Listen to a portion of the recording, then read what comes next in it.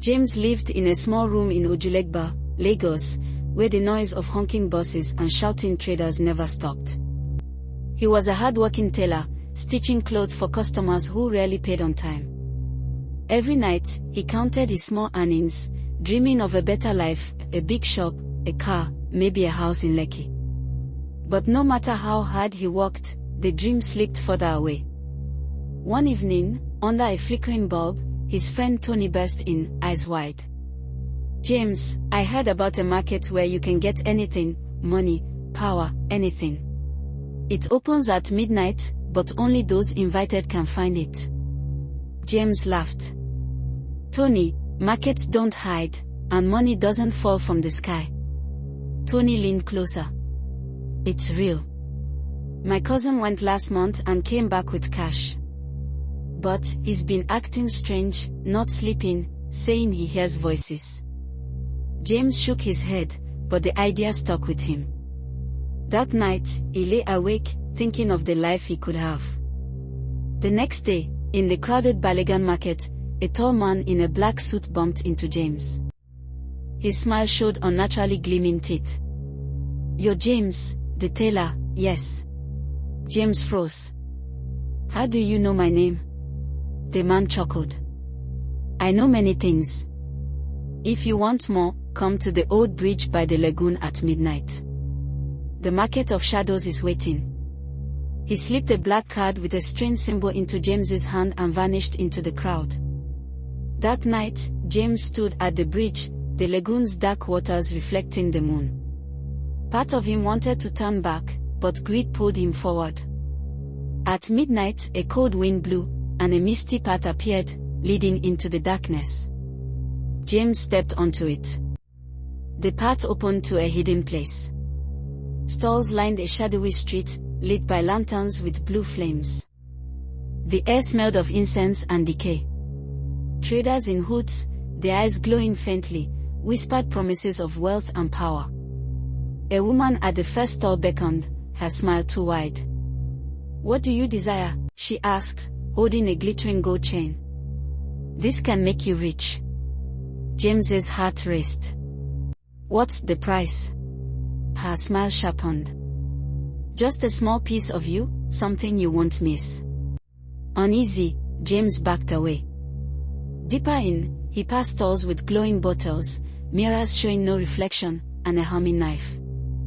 At the market center stood a massive tent, guarded by two robed figures. Inside, a man on a throne-like chair wore a mask carved with the card symbol. He called himself the keeper. "James," he said, his voice echoing like many. "What do you seek?" James swallowed. "I want to be rich. I want to never struggle again." The keeper nodded. "That requires a trade, a piece of your soul." "Not all, just enough. You'll still be you, mostly." James's stomach twisted. "What happens to it?" The keeper's laugh made the lanterns flicker. "It keeps our market alive. Do you accept?" James's mind raced. The wealth was so close, but the keeper's words screamed danger. Whispers from the market urged him on. He thought of his small room, his unpaid bills, the life he hated. Greed won. "I accept," he whispered. The keeper clapped, and a sharp pain tore through James's chest. He fell to his knees, gasping. The keeper held a glowing orb, pulsing with light. "Your payment," he said, placing it in a glass case with countless others. He handed James a heavy sack filled with crisp naira notes. "Go now," the keeper said. "The market always collects what it's owed." James stumbled out, the path dissolving behind him. Back at the bridge, the money was real. He bought a new shop, a car, a house in Lekki. His life changed overnight, and people whispered about his wealth. But something was wrong.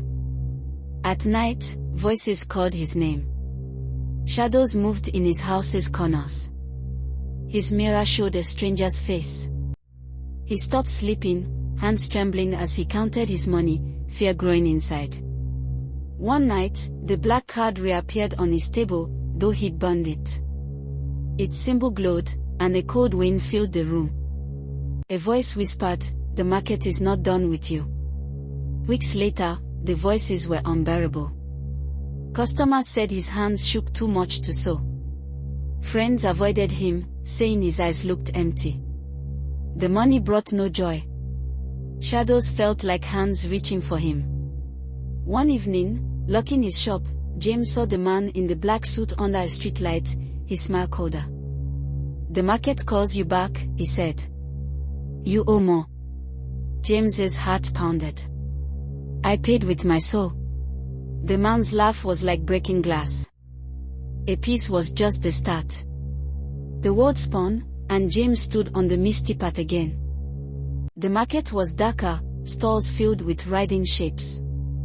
Traders' faces were hollow, eyes like pits. The keeper waited in the tent, mask on, face shifting like smoke. "You thought wealth was free," he said. "Greed blinds men to the true cost. Your soul is ours now, every piece." James tried to scream, but no sound came. His glowing orb paused brighter in the case, joined by wailing others. The keeper raised a hand, and James felt himself unraveling, body heavy, thoughts fading. The next morning, James's shop was empty, his car gone, his house locked. No one in Lagos spoke of him, as if he'd never been. The market of shadows grew stronger, its lanterns burning brighter with each soul it claimed. It still opens at midnight, waiting for those led by greed. Among its glowing orbs, one pauses with a teller's dreams, trapped forever where souls are sold. Greed makes men forget the value of life, and some debts can never be repaid.